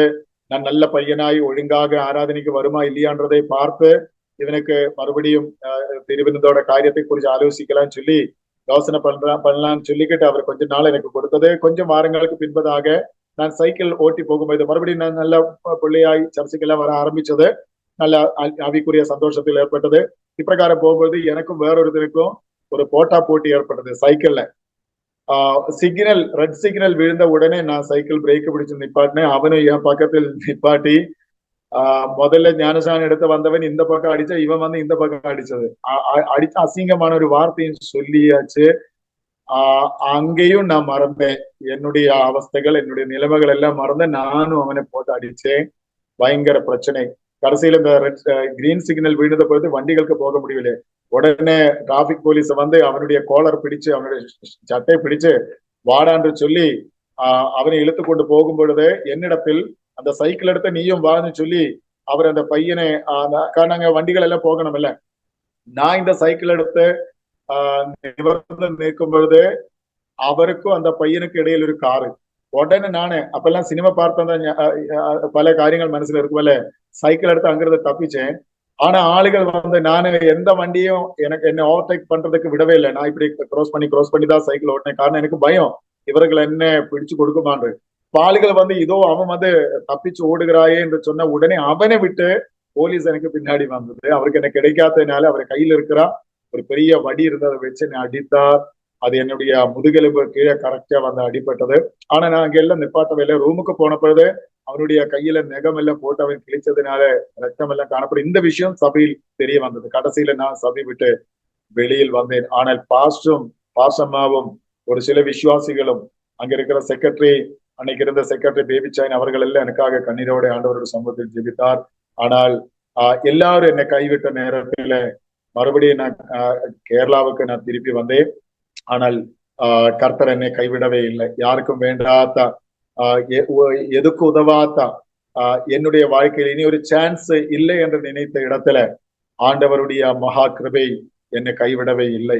என்னுடைய ஊரில் நடந்த 21 நாள் உபவாசத்தில் எனக்கு நான் மிகவும் அழுதேன். கர்த்தாவே, எனக்கு என்னுடைய சுயத்தினால சாத்தியமல்ல, நீரே எனக்கு உதவுன்னு சொல்லி கண்ணீரோட 21 நாள் ஜெபத்துல அந்த உபவாசத்துல நானும் கண்ணீரோட ஆண்டவர் சம்மதி ஜெபிச்ச பொழுது கடைசி நாட்களில் அவர் எனக்கு அவருடைய பரிசுத்த ஆவியை ஊற்றி கொடுத்தார். அப்பிரகாரம் நான் கர்த்தருடைய ஊழியத்துக்காக நான் ஒப்பு கொடுத்தேன். என்னுடைய கர்த்தருடைய ஊழியத்துக்காக நான் ஒப்பு கொடுக்கிறதுக்கு முன்னாடி நான் சொன்னல 17 விதமான வேலைகள் செய்தோம். எனக்கு ஒண்ணுமே ஆதாயப்படுத்துறதுக்கு என்னால முடியல. ஆனால் நேரத்தில் என் சகோதரிமார்களுக்காக எனக்காக அப்பாவுக்கு ஒன்றும் சம்பாதிக்க முடியவில்லை. ஆனால் ஆண்டவருடைய சித்தம் என்னை குறிச்சு அவருடைய ஊழியன்றதை நான் உணர்ந்ததினால நான் அவருக்கு என்னை ஒப்பு கொடுத்து நான் பைபிள் கல்லூரிக்கு நிஸ்பா பைபிள் காலேஜ் சொல்லும் திரிசூர்ல நான் அங்கே பைபிள் காலேஜுக்கு போய் சேர்ந்தேன். ஆனா கர்த்தருடைய பெரிய அற்புதத்தினால என்ன கனம் பண்ணுகிற யாரோ அவனை நானும் கனம் பண்ணுவேன் என்று சொன்ன கர்த்தர் என்னுடைய 3 சகோதரிமார்களுடைய திருமணம் பண்ணி வைக்கிறதுக்குள்ள வாய்ப்புகள் ஆண்டவர் திறந்து கொடுத்தார். இதுக்குள்ளையில என் அப்பாவும் இந்த கைப்பிரதிகள் எடுத்து வீடு வீடாந்திர போய் விசேஷத்தை சொல்லுவார். கடைசியில் ஒரு நாள் அவரும் இந்த உலகம் விட்டு பிரிந்து கர்த்தரோடு சேர்ந்தால் இப்ப அம்மா என் கூட இருக்குது. என் 3 சகோதரிமார்களும் குடும்பமாக கர்த்தருடைய கிருபியினால அவர் நல்ல சாட்சிகளாய் கர்த்தருடைய நாமத்தை உயர்த்தி வருகிறார்கள். மாத்திரமல்ல, எனக்கும் திருமணம் பண்ணி ஆண்டவர் கிருபை கொடுத்தார். என் மனைவியுடைய பேரு ஷீனா. எங்களுக்கு 2 குழந்தைகளை, பெண் குழந்தைகளை ஆண்டவர் கிருபினாலே கொடுத்தார். மூத்த மகள் பெர்சிஸ், அவளை ஷேர்னு கூப்பிடுவார். அதுபோல இளைய மகள் அபியா, அவளை ஷெரின்னு கூப்பிடுவாய். இந்த 2 பிள்ளைகளை நினைத்து நான் கர்த்தருக்கு நன்றி செலுத்துறேன். காரணம் எங்களுடைய நாங்க ஊழியத்துக்காக ஒப்பு கொடுத்து பல வேதனைகள், நிந்தனைகள், நெருக்கடிகள், போராட்டங்கள் எல்லாம் வந்த பொழுதும் சின்ன வயசுல இருந்து இதெல்லாம் பார்த்தும் நெருக்கடிகள் அனுபவிச்செல்லாம் இந்த பிள்ளைகள் வளர்ந்து வந்தாலும் அவர் அதிகமாய் ஆண்டவரை பற்றி கொண்டு அபிஷேகத்தில் நிறைந்து கர்த்தருக்காக சாட்சிகளாய் நிலைநிற்க ஆண்டவர் கிருபை செய்தார். நாங்க என் திருமணத்துக்கு பின்பதாக நாங்கள் ஊழியத்தில் பிரவேசிச்ச அந்த நாட்களில பாலக்காடு மாவட்டத்தில் முண்டூர் என்ற இடத்துல நாங்கள் கடந்து வந்த இடத்துல மிகவும் அந்த பார்சனேஜுக்கு கதகில்லை. இந்த நாய்க்கள் எல்லாம் அந்த பார்சனேஜ் வழியாக ஓடி நடக்கும். ஒரு சேர் அங்கே இல்லை, கொஞ்சம் மணல் தான் இருக்குது, அதில் உட்கார்ந்துதான் சாப்பிடணும். ராத்திரியில சின்ன ஒரு ஹாலு, அங்க போய் படுக்கணும். ஆனால் அந்த சபையில ஃபேமிலிகள் எல்லாம் எங்களுக்கு நல்ல சப்போர்ட்டிவா இருந்தது. ஒரு வாரம் 20 ரூபாய் தான் காணிக்க கிடைக்கும். கஷ்டங்கள் நெருக்கங்கள் எல்லாம் இருந்தாலும் தகுதி இல்லாத இடத்தில் ஆண்டவர் வந்து ஒரு பெரிய பாக்கியத்தை கொடுத்தாருன்ற ஒரு சந்தோஷம் ஒரு பக்கத்துல. இப்பிரகாரம் காலங்கள் போகும்போது ஒரு 5 ரூபாவோட ஒரு பொம்மை கூட பிள்ளைகளுக்கு வாங்கி கொடுக்க முடியாத சூழ்நிலைகள் வாழ்க்கையில் கடந்து வந்தாலும் கூட கர்த்தர் அதெல்லாம் மறவாமல் அற்புதமான வழிகளை துறந்து கர்த்தர் எங்களை நடத்தினார். கோயம்புத்தூரில் ஒரு மீட்டிங்காக கடந்து போன நேரத்துல அந்த மீட்டிங் முடிச்சு அந்த பாசர் வந்து ஒரு கவர் எடுத்து எனக்கு ஒரு வண்டி கூலிக்குள்ள பணம் தரதுக்காக அவரு அந்த காரியம் செய்வது திடீர்னு என்ன உள்ளத்தில் ஆவியானவர் பேசினா அந்த பைசா வாங்கப்படுது. அப்ப எனக்கு என் உள்ளத்தில் உணர்ந்த ஒரு காரியம், அந்த ஊழியக்காரன் மிகவும் கஷ்டத்தில் இருக்கு. நான் அந்த பைசா வாங்கல. ஆனா அங்கிருந்த நானும் என் வைஃபும், அப்ப நாங்க உபவாசில் இருந்தது, அக்கா வீட்டுக்கு பக்கத்துல அக்கா இருந்ததுனால அங்க போகலாம்னு நினைச்சேன். ஆனா திருப்பி வர்றதுக்கு பெட்ரோல் இது வரைக்கும் பாலக்காடு வரும் வரைக்கும் பெட்ரோல் வண்டியில் இல்லை. அக்கா கிடத்துல இருந்து ஒரு 100 ரூபாய் கடனை வாங்கலான்னு திருப்பி வரலான்னு நினைச்சதா அக்கா வீட்டுக்கு போகலான்னு நினைச்சேன். ஆனா அந்த சபையில மீட்டிங்கு வந்ததான ஒரு சகோதரன், பாஸ்டர் நீங்க எங்க வீட்டு ஓரமா தான் கடந்து போக வேண்டும், அதனால நீங்க ஃபாஸ்டிங் தானே, எங்க வீட்டுக்கு வந்து ஜெபிச்சுட்டு போங்க, அப்படியே ஈஸியான ஒரு வழி உங்களுக்கு காட்டி கொடுக்க, அக்கா வீட்டுக்கு போகலான்னு சொல்லி அந்த வீட்டுக்கு நாங்கள் கடந்து போனோம். அங்க ஜெபித்து வெளியில வரும்பொழுது அந்த சகோதரி என் கையில் அப்படி ஒரு கவர் கொடுத்தான்.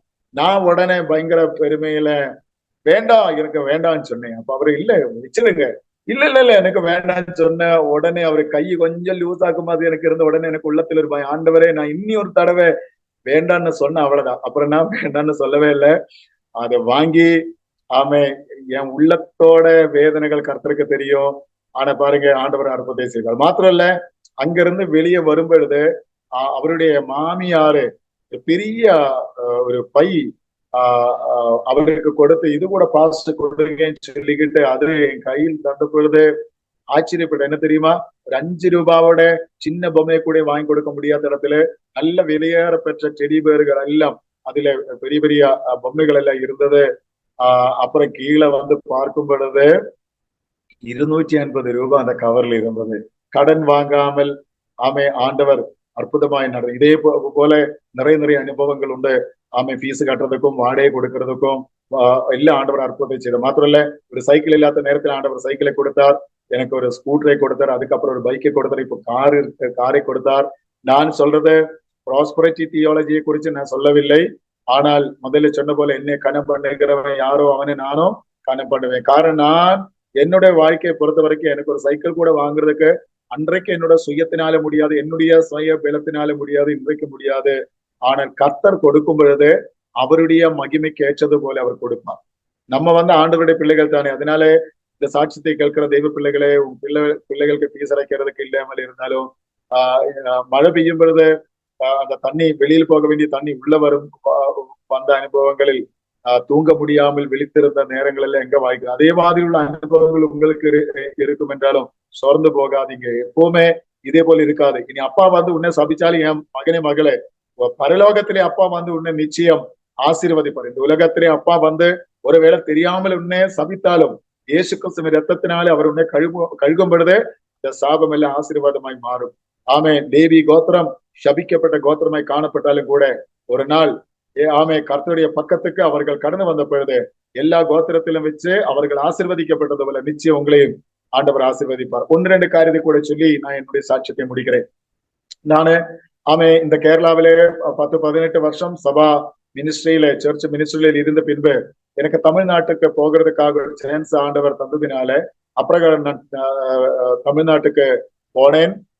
தமிழ்நாட்டுக்கு போன பின்பு கொடைக்கானலில் இருந்த எங்களுக்கு ஆண்டவருடைய ஊழியத்தை முடிச்சு நாங்கள் உள்ளத்தில் ஒரு ஏவுதல் கிடைச்சதுனால சரி வேற ஆண்டவருடைய சுத்தத்துக்காக ஜெபிக்கலாம்னு ஜெபிச்சு இருக்கிற வேளையில கோடம்பக் ஐபிசி சபையில செக்ரட்டரி பேபிச்சாயன் வருஷங்களுக்கு பின்பதாக அவரு என்னை கூப்பிட்டு நீ வந்து கொடைக்கானல் இருக்கிறாயே, அவர் என்னை விசாரிக்கிறது உண்டு.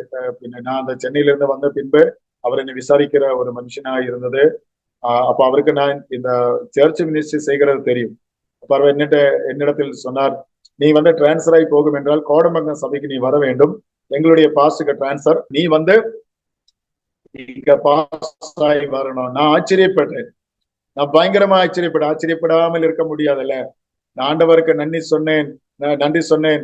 அப்பிரகாரம் ஆண்டவருடைய சித்த பிரகாரம் எனக்கு கோடம்பக்கம் சபையில் அதுதான் முன்மாதிரி உள்ள சபைன்னு சொன்னேன். அன்னைக்கு நான் அடிதடி நடத்திய பொழுது எனக்கு திருவிருந்து கொடுக்கவில்லை. ஆனால் நான் ஆண்டவருடைய ஊழியத்தில் பிரகாரம் பயன்பட்டு வரும்பொழுது அநேக வருஷம் 20 வருஷங்களுக்கு பின்பதாக அதே சபை வந்து என்ன ஊழியக்காரனாக பாஸ்டாக போதகராக அங்கீகரித்து எங்க சபைக்கு வர வேண்டும்னு சொல்லிட்டு எனக்கு அங்க ஊழியத்தை செய்ய ஆண்டவர் கிருபை செய்தார். நான் ஞான ஸ்நானம் எடுத்தா அதே டேங்கில் கிட்டத்தட்ட 5 பேரை ஞானஸ்நானம் கொடுக்கிறதுக்காக ஆண்டவர் எனக்கு கிருபையை கொடுத்தார், பாக்கியத்தை கொடுத்தார். மாத்திரமல்ல அந்த நாட்களிலே அங்க ஊழியம் செய்து வந்த நாட்களில அநேகருக்கு திருவிருந்து கொடுக்க ஆண்டவர் கிருபை செய்தார். மாத்திரமல்ல ஒரு நாளைக்கு ஒரு சகோதரனுக்கு சுகம் இல்லாமல் ஆஸ்பத்திரியில் அட்மிட் ஆன பொழுது நானு அந்த ஆஸ்பத்திரிக்கு காரில் பிரயாணம் செய்து அங்க பார்க் பண்ணி அவரை பார்க்கலாம் ஜெபிக்கலாம் நினைச்சு போகும்போது பார்க்கிங் ஏரியா எல்லாம் ஃபுல்லாச்சு. அப்ப செக்யூரிட்டி என்கிட்ட சொன்ன, நீங்க கொஞ்சம் வெளியில பார்க் பண்ண நலமா இருக்கும். நான் வெளியில போய் பார்த்தேன், ஆனா அங்கேயும் இல்லை. அப்ப போக போக போக கொஞ்சம் தூரம் போயிட்டு அங்க ஒரு இடத்துல கார் ஒதுக்கி நான் வெளியில இறங்குற திடீர்னு பரிசுத்த ஆவியானவர் ஒரு காட்சியை காட்டி கொடுத்தேன். என்ன தெரியுமா? உங்களுக்கு தெரியும், சென்னை என்ற சிட்டி எல்லா வருஷமும் மிகவும் ஆஹ், மாற்றங்கள் ஏற்படுகின்ற ஒரு சிட்டி. நான் இருந்த காலத்தில் இருந்தும் மிகவும் மிகவும் வித்தியாசமான ஒரு நிலைமையில அந்த இடம் இருந்ததுனால எனக்கு அந்த இடம் எல்லாம் கரெக்டா நான் இருந்த காலங்களில் நடந்த வழிகள், போன வழிகள், வந்த வழிகள் எல்லாம் இப்ப போனது எனக்கு தெரியாமல் இருந்தது. ஆனா திடீர்னு ஆவியானவர் ஒரு இடத்தை எனக்கு காட்டி கொடுத்தது. அது வேற எந்த இடம் இல்ல, ஒருவேளை சாப்பாடுக்கு வழி இல்லாமல் நான் படுத்தா அதே பில்டிங் அங்க இருந்தது, அதை உடைக்கவே இல்லை. நான் அழுதேன்.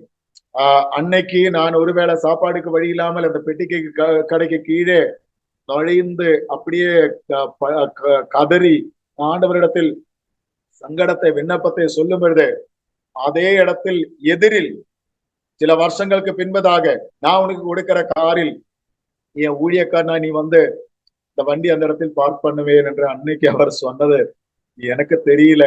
ஆனால் காலங்கள் போன பொழுது அவருடைய உள்ளத்தில் சொன்னது அப்படியே நடந்தது.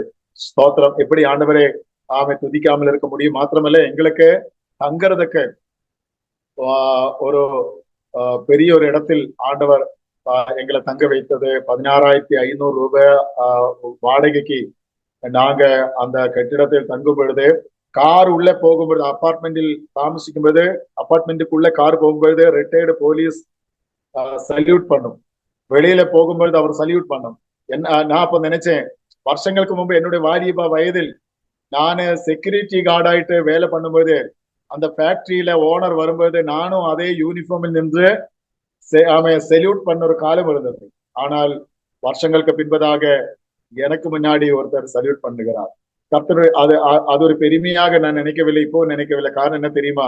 இப்போவும் நான் பெரியவனா என்ன நினைக்கவில்லை. காரணம், நீங்க வந்து ஒருவேளை யாராவது என்னிடத்தில் பாஸ்டர் இல்லைன்னா பிரதர், நீங்க வந்து தேவனுக்கு முன்பதாகவும் மனுஷருக்கு முன்பதாகவும் இதுவரைக்கும் 100% உத்தமமாய் தான் நடந்திருக்கீங்களா கேட்டா நிச்சயம் நாமே இல்லைன்னு தான் எனக்கு சொல்ல முடியும். காரணம், நான் வந்து என்னை குறிச்சு எப்படி நாம் விளக்கமாக நல்ல அழகான சாட்சியங்கள் சொன்னாலும் ஜீவனுள்ள தேவனுக்கு முன்பதாக, என்ன நன்றாய் அறிகிற தேவனுக்கு முன்பதாக மாத்திரமில்ல, என்னை நன்றாக அறிகிறா எனக்கு என்னுடைய குறைகள் எல்லாம் அறிந்தும் என்னை மன்னித்து எனக்கு உபதேசத்தை கொடுத்து எனக்கு சப்போர்ட் பண்ணி ஒரு கூட்டம் ஜனங்கள் இருக்கிறதுனாலதான் இன்றைக்கு நான் இந்த ஊழியத்தில் தொடர்ந்து போகிறதுக்கு காரணம். அதனால நான் 100% நல்ல மனசாட்சியோட கர்த்தர் சமூகத்தில் நின்றேன்.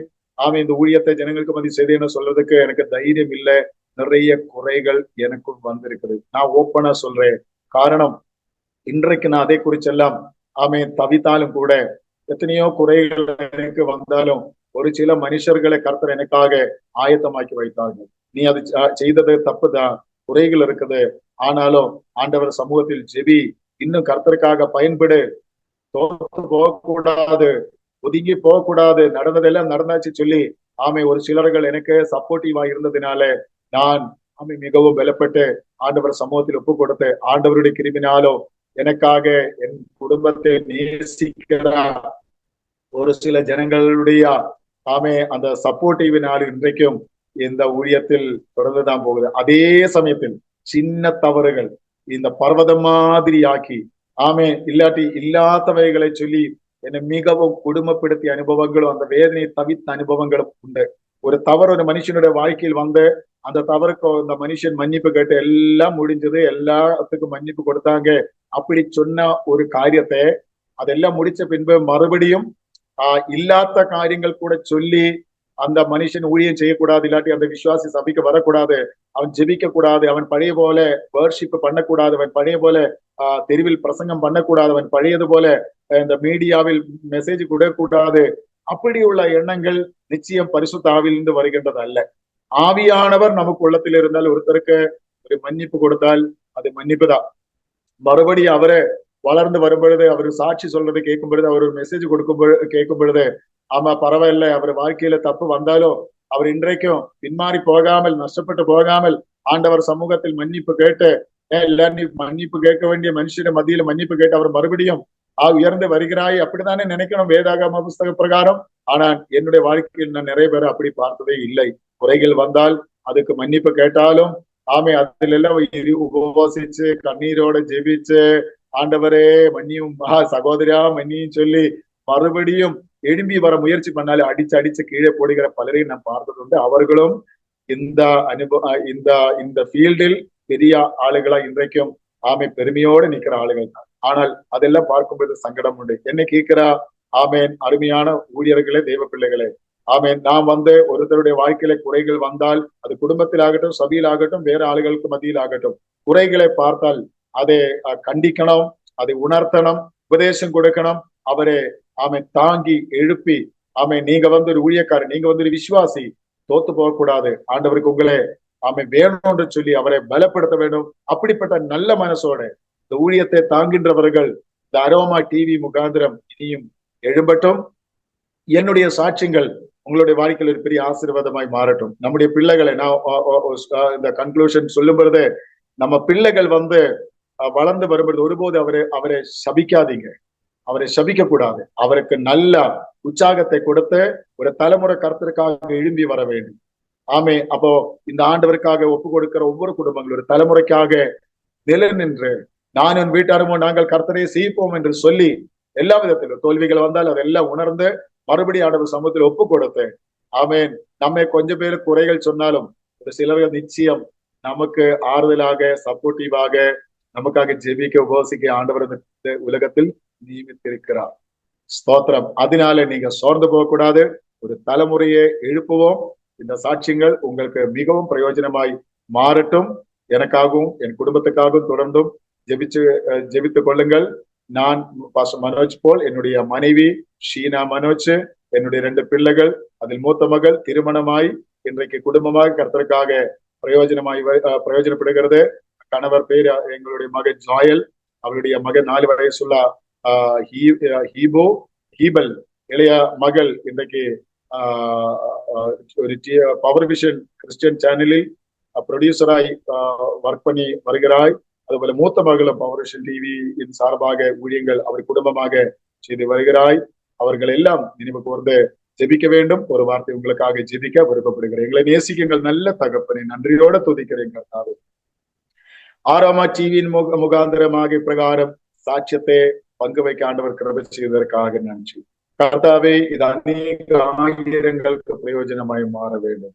குறைகள் வந்தாலும் மன்னிக்கிற தெய்வ சமூகத்தில் நீர் கட்டளையிட்டு நீ ஆக்கி வச்ச சில நல்ல மனிதர்கள் மூலமாக இன்னும் அநேகர் அந்த ஊழியத்தில் வளர்ந்து வர, மாத்திரமல்ல ஒரு தலைமுறையை கர்த்தருக்காக ஆயத்தமாக்கி வைக்க வேண்டும் என்ற வாஞ்சியோட ஆமேன் பெரியோர்கள் எல்லாம் அதுக்காக முயற்சி எடுத்து தங்களை அர்ப்பணம் செய்து தேவ சபையிலும் குடும்பங்களிலும் கர்த்தருடைய நல்ல நாமத்தை உயர்த்த கர்த்தாவே, நாங்கள் ஆசீர்வதிக்கப்பட அழைக்கப்பட்டதுனால நீங்கள் ஆசீர்வதிக்கின்றவர்களாய் இருக்க வேண்டும். பேதுரு சொன்னது போல எந்த வாயிலும் சாபம் வராமல் தலைமுறைகளை ஆசீர்வதிக்கின்ற, விசுவாசி ஆசீர்வதிக்கின்ற, ஊழியர்களை ஆசீர்வதிக்கின்ற, பிறரை ஆசீர்வதிக்கின்றவர்களாய் காணப்படும்படியா கிருபை செய்யும். ஆரோமா டிவியின் ஊழியங்களை பலப்படுத்த டானியல் ஜோன் பாஸ்டரையும் அவருடைய குடும்பத்தையும் ஊழியங்கள் செய்கிற அனைவரையும் பலப்படுத்தும் கர்த்தாவே. அடியனை போல இதில் 100கணக்கான 1000கணக்கான பெயர்கள் சாட்சியத்தை சொல்லி இருக்கிறார்கள். அதெல்லாம் ஆசீர்வாதமாய் மாறட்டும். தொடர்ந்து ஊழியங்களின் எல்லைகளை பெருக்கப்படணும். துதி கரமகிமைக்கு செலுத்துகிறோம். இயேசு கிறிஸ்துவின் நாமத்தில் ஜெபங்களும் பிதாவே. ஆமேன், ஆமேன். கர்த்தர் தாமே உங்கள் அனைவரையும் ആശീർവദിപ്പാറാக. Thank you. ഓർമ്മയുടെ മനോരഥത്തിൽ മായാത്ത ഓർമ്മയ്ക്കായി അരോമ മാട്രിമോണിയിൽ നിന്നും ജീവിത പങ്കാളിയെ കണ്ടെത്തൂ. നിങ്ങൾ ഒരു ക്രിസ്തീയ ജീവിത പങ്കാളിയെ അന്വേഷിക്കുകയാണോ? അതോ മക്കൾക്ക് അനുയോജ്യമായ ഒരു തക്ക തുണയ്ക്ക് വേണ്ടി പ്രാർത്ഥിക്കുന്ന വ്യക്തിയാണോ? എങ്കിൽ അരോമ മാട്രിമോണി നിങ്ങൾക്ക് വേണ്ടിയാണ്. ഇന്നു തന്നെ സൗജന്യമായി രജിസ്റ്റർ ചെയ്യൂ. അരോമ മാട്രിമോണിയുടെ പ്രത്യേകതകൾ: രജിസ്ട്രേഷൻ തികച്ചും സൗജന്യം. ലോകത്തെവിടെയുമുള്ള അനുയോജ്യമായ ക്രിസ്തീയ ജീവിത പങ്കാളിയെ തിരഞ്ഞെടുക്കാം. വിവാഹം നടക്കുന്നതുവരെ സർവീസ് ലഭിക്കുന്നു. ഏറ്റവും ചെറിയ പാക്കേജുകളും തിരഞ്ഞെടുക്കാം. അരോമ മാട്രിമോണി നിങ്ങൾക്കായി ഒരുക്കുന്നു വിവാഹം പരമാനന്ദം. Email aroma matrimony2020@gmail.com